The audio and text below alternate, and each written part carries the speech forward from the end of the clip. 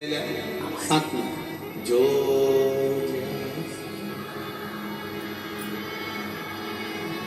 वो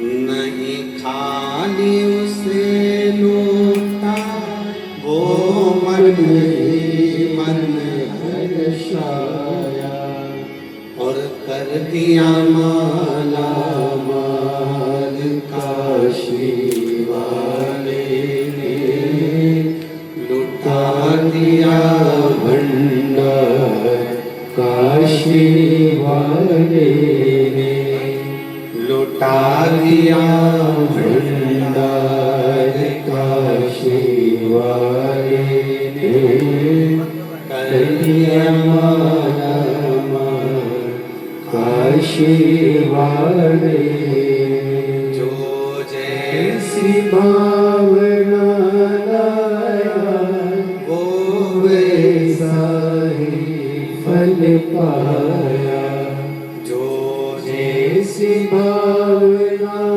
लाया वो वैसा ही फल पाया कर दिया माल काशी वाले ने लुटा दिया भंडार काशी वाले।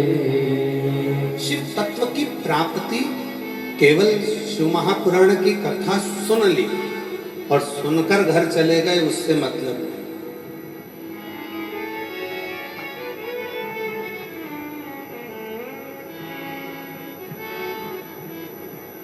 7 दिन की कथा सुनने के लिए आए हो।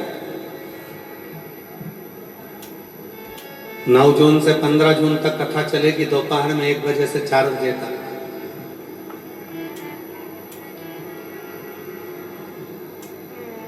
क्या बाबा से बात करने आए,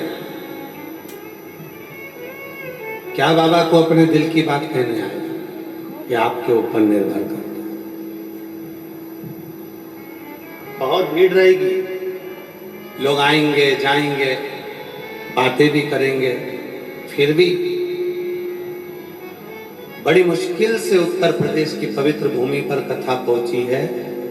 तो बाबा को इधर उधर भ्रमण में, जाने में, आने में, बातचीत में अपने समय को बर्बाद ना करते हुए शिव को अपने दिल की बात कहते रहना, उसको अपने मन की बहाव कहते रहना, हृदय से वो सुनेगा, स्वीकार करेगा, श्रवण करेगा।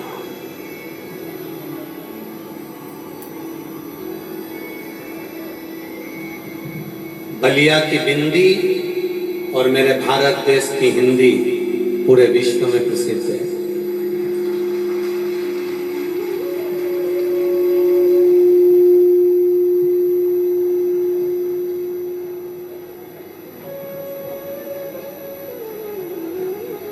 पूरे विश्व में प्रसिद्धि है।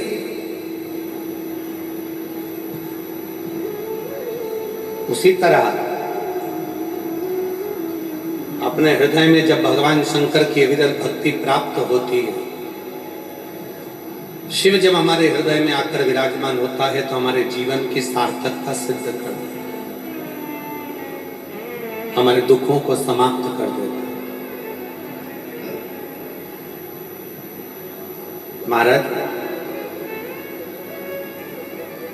राजा बलि की भूमि है बलिया।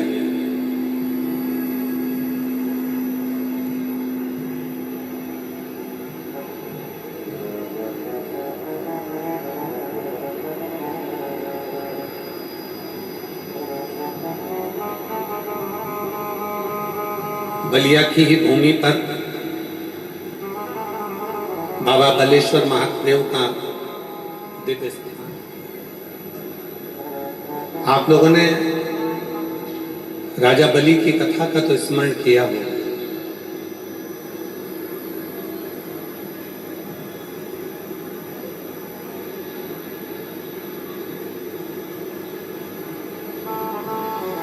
राजा बलि की भी भूमि है और महर्षि भृगु की जन्मस्थली भी है बलिया। भृगु बाबा की मूल जन्म स्थली यही बलिया। कभी स्मरण करना, पूरी महाभारत को पढ़कर देखिए, पूरी श्रीमद् भागवत को पढ़कर देखिए, पूरी वामन पुराण को पढ़कर देखिए, विष्णु पुराण को पढ़कर देखिए, कूर्म पुराण को पढ़कर देखिए। आप पूरी कथा में देखेंगे कि वामन भगवान का जो चरित्र है, राजा बलि के दरवाजे पर 3 बक भूमि मांगने के लिए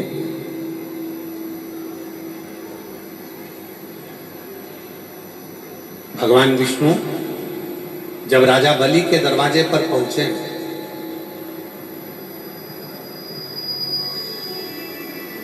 यही वो बलिया की भूमि है जहां स्वयं भगवान नारायण 84 अंगुष्ठ के बराबर अपने शरीर को धारण कर आए।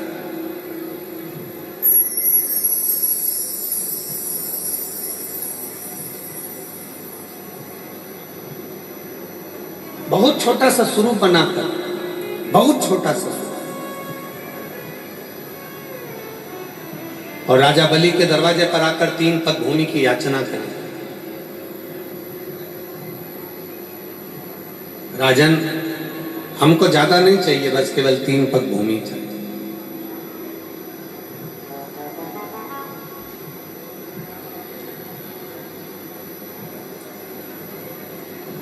आज भी राजा बलि के द्वारा बालू के शिवलिंग का जो पूजन करा गया था बालेश्वर महादेव के रूप में, आज भी बलिया में विराजमान, आज भी विराजमान।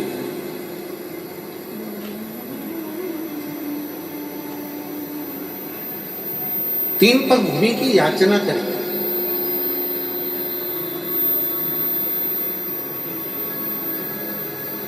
और 3 पग भूमि की याचना कर कर आवाज लगाई, राजन भिक्षाम दे। राजन भिक्षाम दे, राजन भिक्षाम दे। बाहर की बढ़ रही, अंदर की नहीं बढ़ रही। राजन भिक्षाम दे।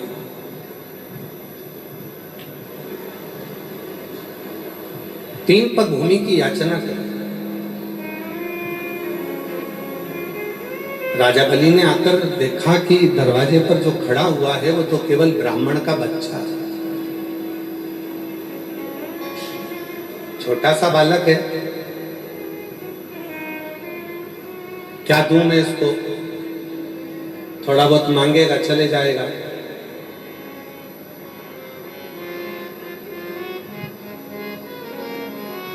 थोड़ा बहुत दिया जाएगा, उसमें संतुष्टि हो जाएगी और चले जाएगा।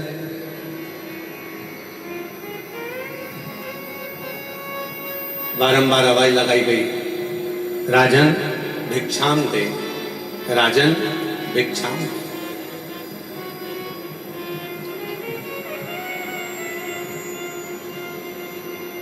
केवल 3 पग, इससे ज्यादा कुछ भी नहीं चाहिए।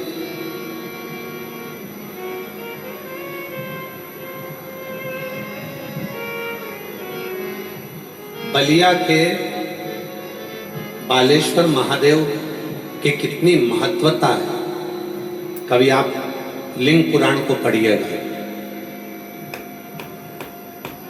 कभी आप स्कंद पुराण को पढ़िएगा, तो उसमें आपको ये सब कुछ प्राप्त होगा।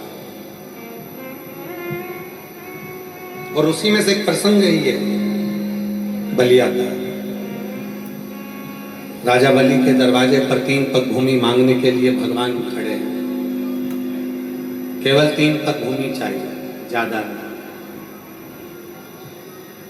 तो कहा, स्वयं राजा बलि वामन भगवान से कहते हैं कि 3 पग भूमि में ना तो तुम सही से सो सकते हो, 3 पग भूमि में ना तो तुम सही से बैठ सकते हो, 3 पग भूमि में ना तुम गाय बांध सकते हो, 3 पग भूमि में ना बैठकर भोजन कर सकते हो, 3 पग भूमि में ना आराम से तुम सो पाओगे। तो 3 पग भूमि का तुम करोगे क्या? इतने में तुरंत वामन भगवान ने कहा, राजन तेरा काम है देने का और मेरा काम है लेना है। तेरा काम देने का है और मेरा काम देने का। मुझे बहुता में नहीं चाहिए, मुझे नहीं चाहिए,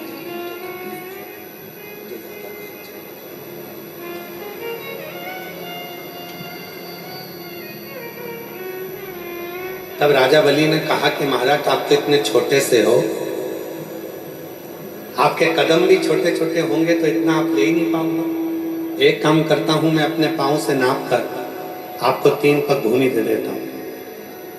वामन भगवान ने कहा राजन अगर तेरे ही पांव से नपवाना होता तो मैं यहाँ आता ही क्यों? मुझे मेरे पांव से नापना है, इसलिए तू मुझे ये 3 पग भूमि दे दे। आखिरी में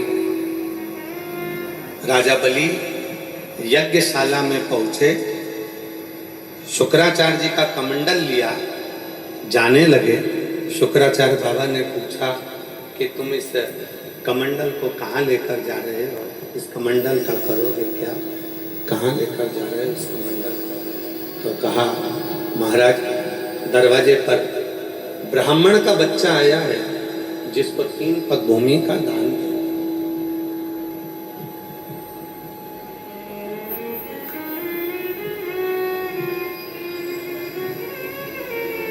शुक्राचार्य जी ने जाकर देखा कि ये तो बच्चा ठीक है, ये तो स्वयं भगवान विष्णु मना करा, नहीं माने। कमंडल के अंदर जाकर शुक्राचार्य जी बैठ गए। कमंडल के अंदर जाकर शुक्राचार्य जी तीली उठाई, कमंडल की टोटी में दी और कमंडल की टोटी में देते से शुक्राचार्य जी की ये काम चली गई। उनकी ये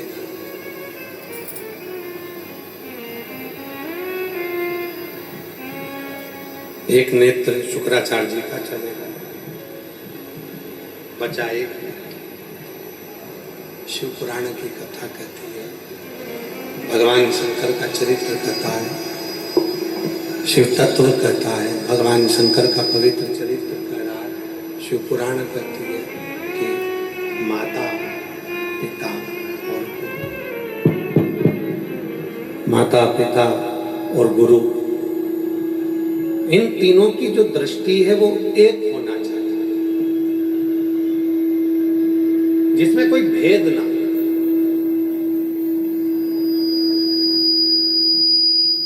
जहां पर दृष्टि का भेद होता है वहां पर सब कुछ नष्ट हो जाता है।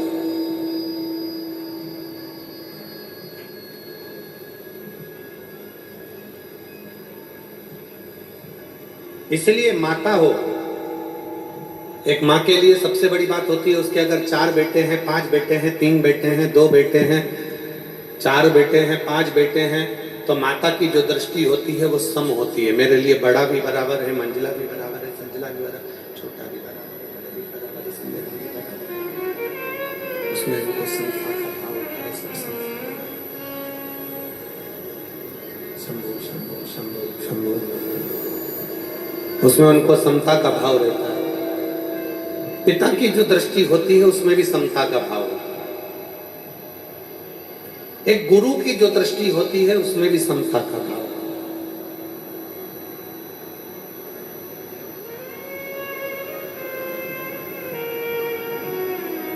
और जिसकी जिंदगी में शिव महापुराण की कथा कहती है, भगवान शंकर का चरित्र कहता है, शिव तत्व कहता है, जिसकी जिंदगी में समता का भाव होता है वही अपने जीवन में श्रेष्ठता को प्राप्त कर कर वैभव को प्राप्त कर पाता है और संपदा को प्राप्त कर पाता है। जिसके अंदर समता का भाव,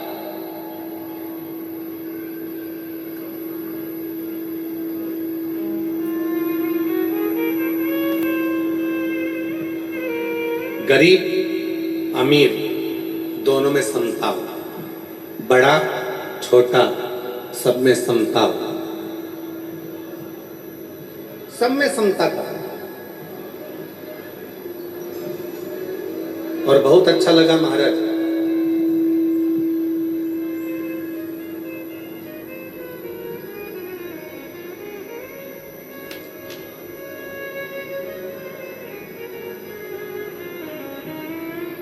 माननीय मंत्री जी को मैं इस चीज के लिए धन्यवाद देता हूं कि इस पूरी कथा में